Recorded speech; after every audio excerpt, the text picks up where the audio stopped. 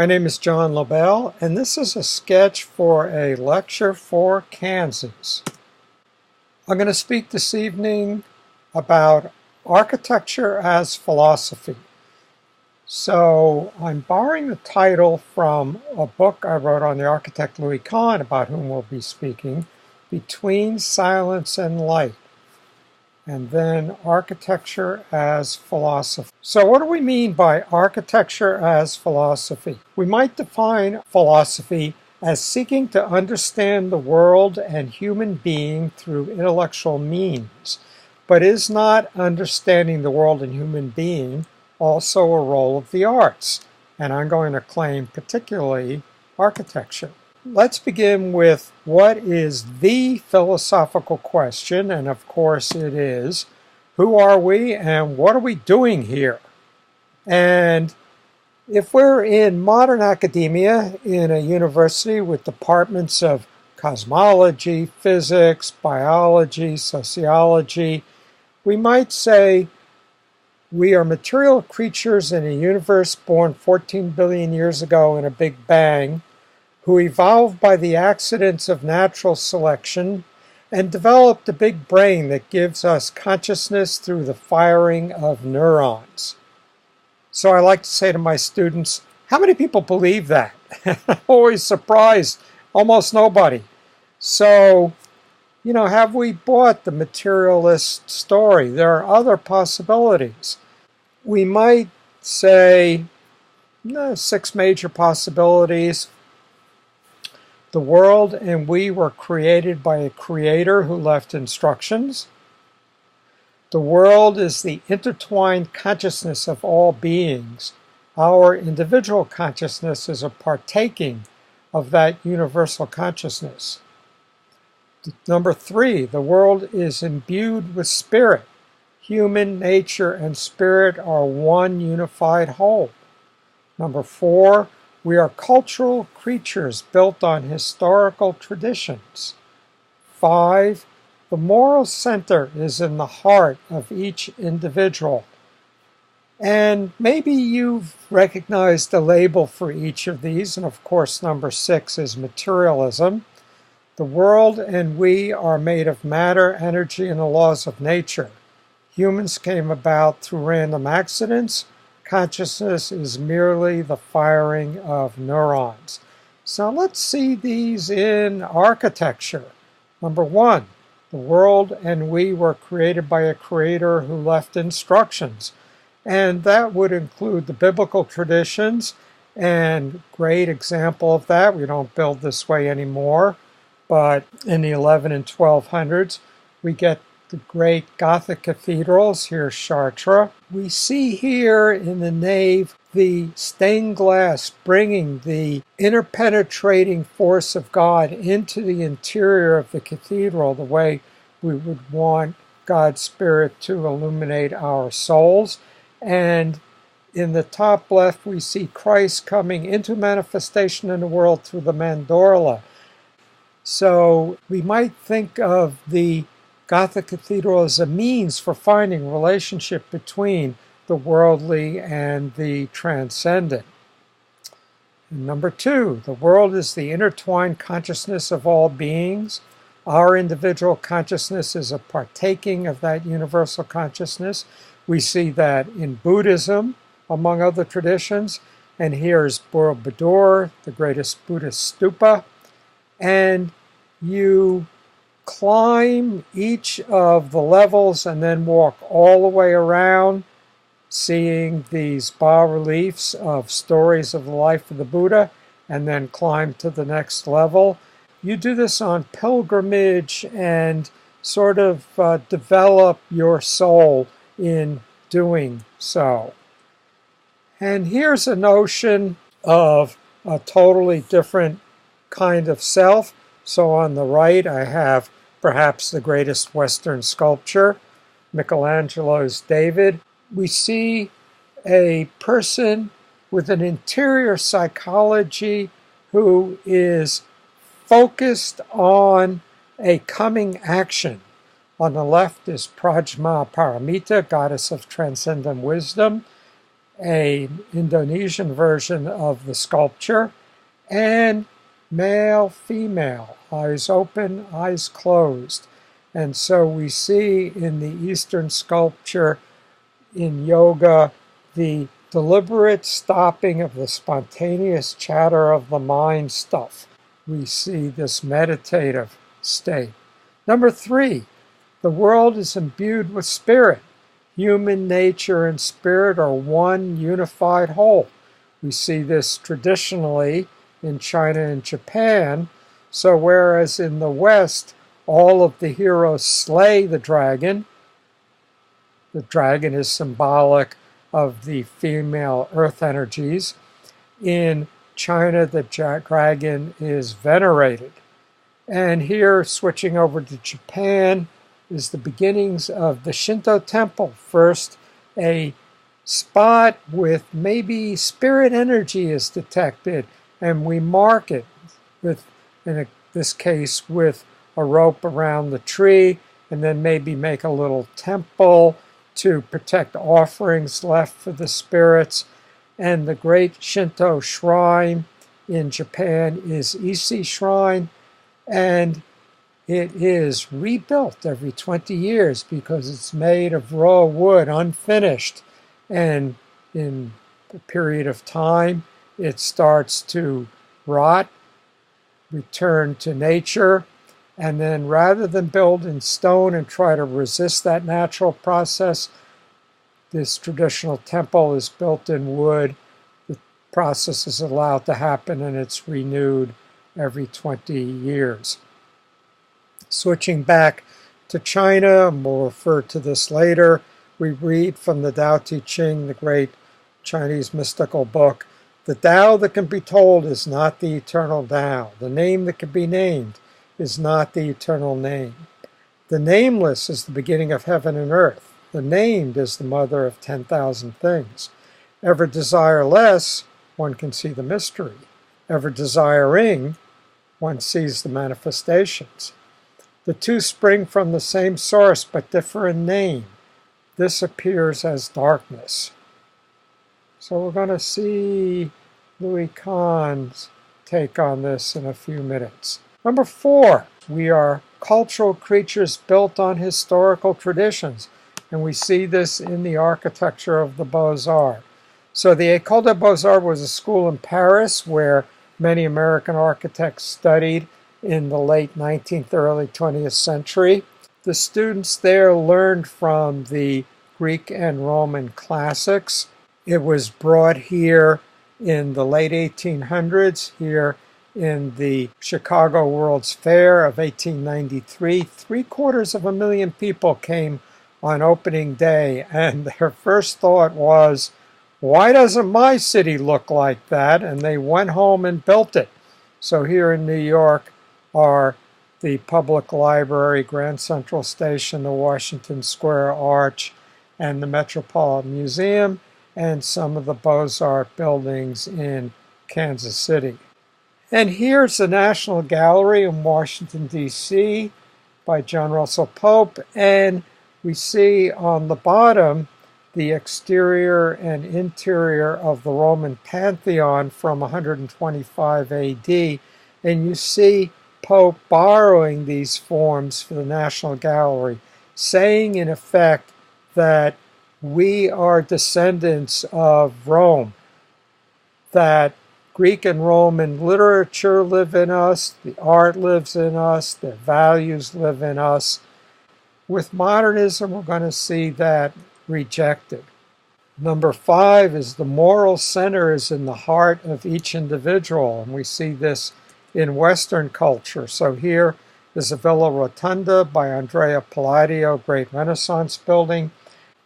The motto of the Renaissance, borrowed from the Greeks, is man is the measure of all things, but you cannot measure unless you have a secure place to stand. And so the Villa Rotunda marks a central point where the human being can stand and mark out left, right, front, back, the X, Y, and then for the dome, Z axes of the Cartesian coordinates from which we can measure our world and dominate the landscape.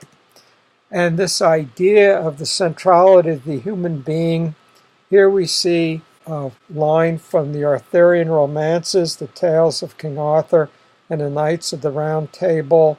The chalice appears veiled before the knights gathered around the round table, and one of them says, "I propose that we vow to see the Grail unveiled before we eat this supper." They all agreed, and they thought it would be a disgrace to go forth in a group on this quest. So each entered the forest at a point he himself chose, where it was darkest and there was no path or way. If there's a path, it's someone else's path. In the West, we demand that we each make our own lives. And finally, 6, the world and we are made of matter, energy, and the laws of nature. Humans came about through random accidents, random mutations, and then natural selection, and consciousness is merely the firing of neurons. And we label that materialism, and we see that in modern architecture. Here's Mies van der Rohe's Seagram building in New York, Le Corbusier's Villa Savoye on the upper right, and then his proposal for tearing down the heart of historic Paris and replacing it with a grid of high-rise buildings. And you might think, I don't know if people are going to be particularly happy living like that. Modern architects knew that. The modern architects knew that was a problem, and they felt we had to make the new man to occupy their architecture. Now let's look at one more figure and see if there's some way that we can maybe even bring all these ideas together. And so I want to talk about the architect Louis Kahn, lived from 1901 to 1974. Kahn was born in Estonia but came to Philadelphia at the age of 5, so he's essentially American. Studied architecture at the University of Pennsylvania from 1920 to 1924, at which time it was a Beaux-Arts school. Graduated in 1924 just as the Beaux-Arts was fading and modern architecture was rising. Shortly after he graduated, the country entered the Great Depression and then World War II. And Kahn's few buildings before 1951 were based on social theories of the New Deal and were very undistinguished. But beginning in 1960, he did just a handful of buildings that are among our finest. We're just going to look at a couple of Kahn's buildings. The Salk Institute for Jonas Salk. Salk had become famous for his development of the polio vaccine, and he used his notoriety to gather the resources and funding to build an independent biological research institute.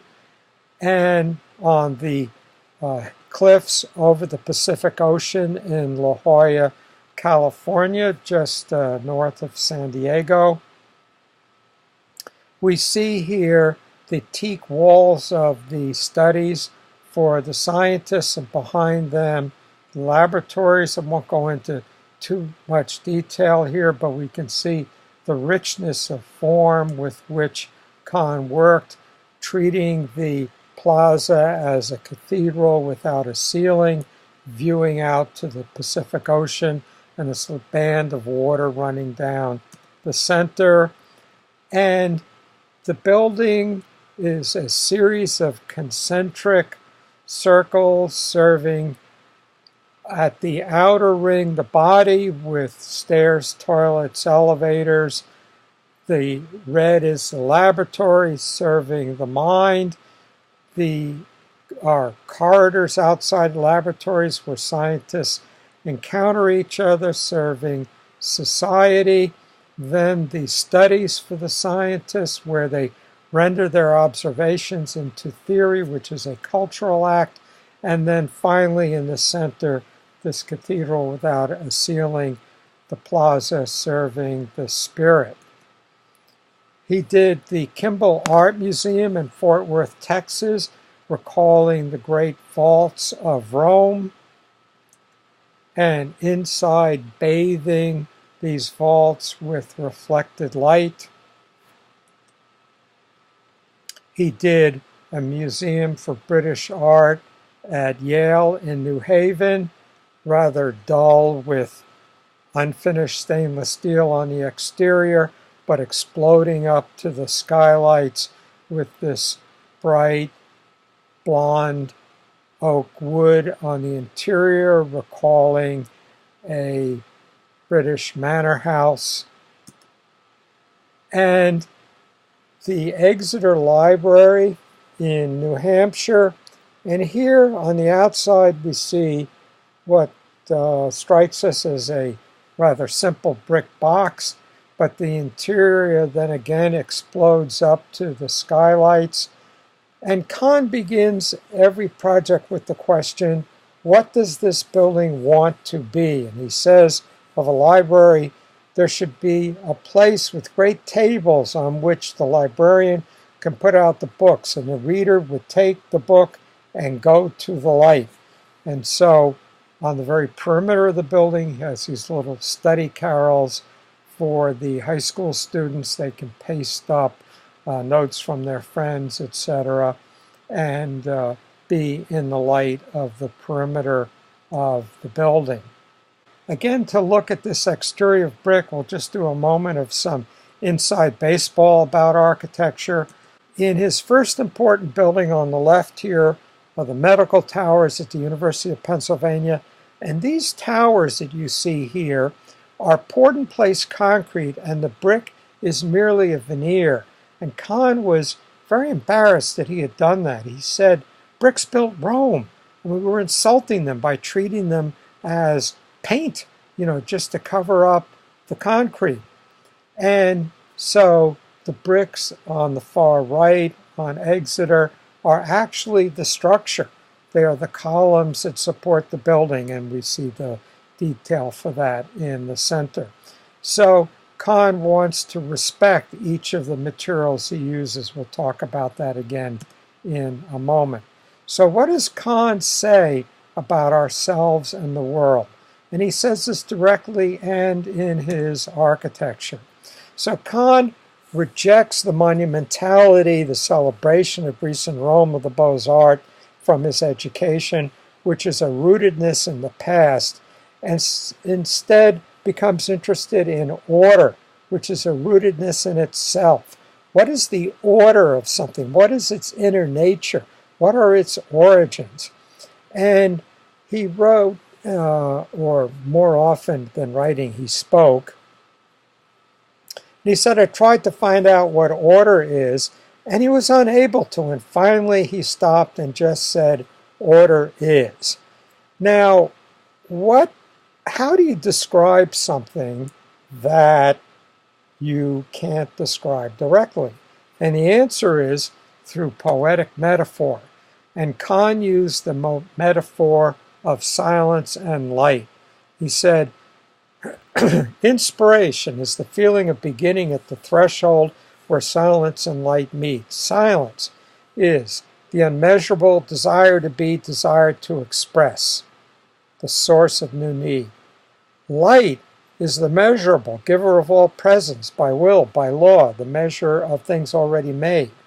And they encounter each other at a threshold, which is the sanctuary of art, the treasury of shadow.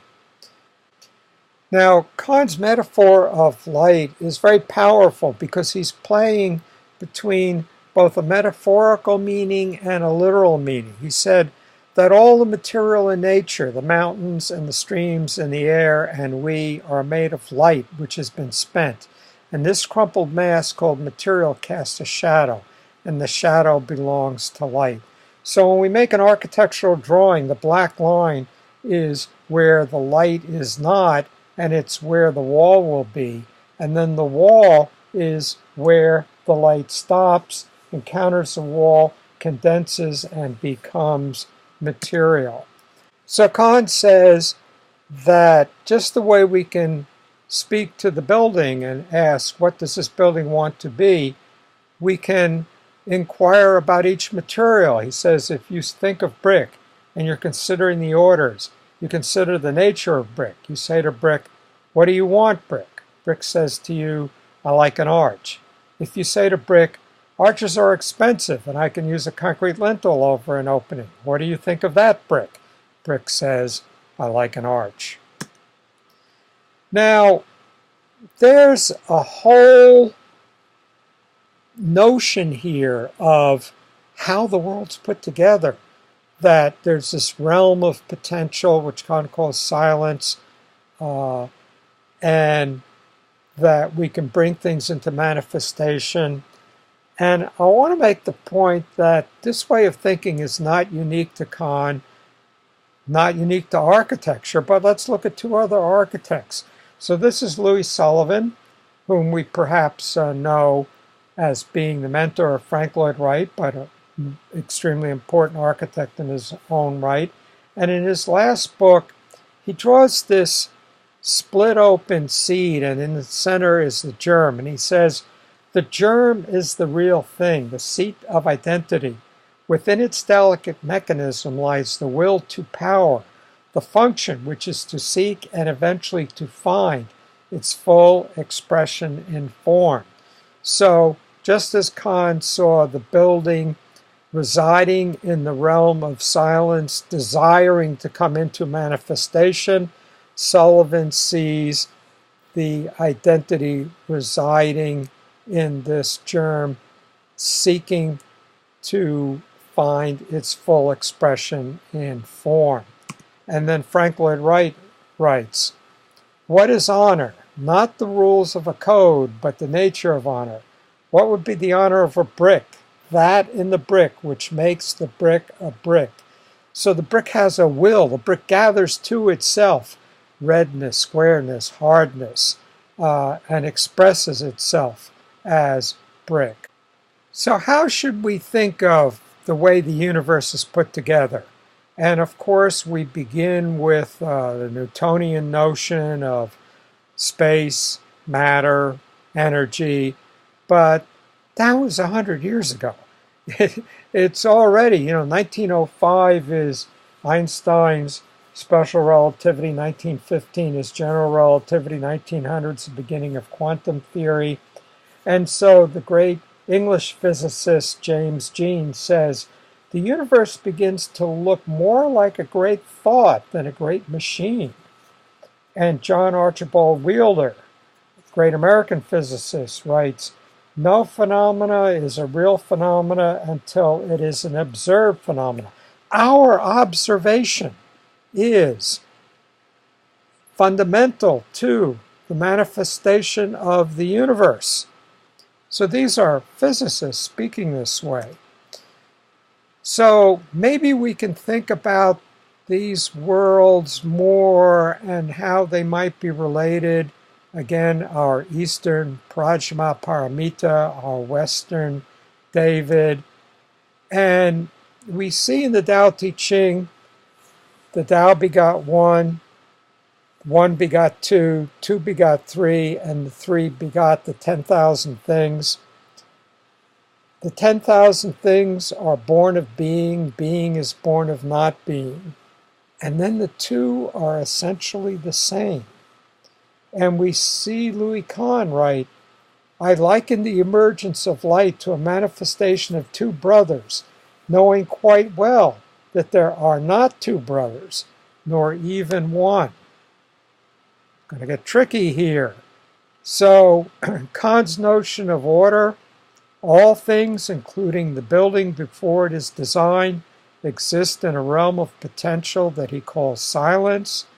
The architect brings the building into realization, realm of light, and then into manifestation, realm of materials, across a threshold through the process of art. In silence, the building exists as form, as a general notion of organization. In light, it exists as design, a particular manifestation. This entire process is order, which is made up of silence and light as two brothers, realizing that there are not two nor even one. So perhaps we see a bit of the biblical, Buddhist, Taoist, traditional, Western, and materialist notions all manifest here. Kant says, a work is made in the urging sound of industry, and when the dust settles, the pyramid, echoing silence, gives the sun its shadow. Thank you.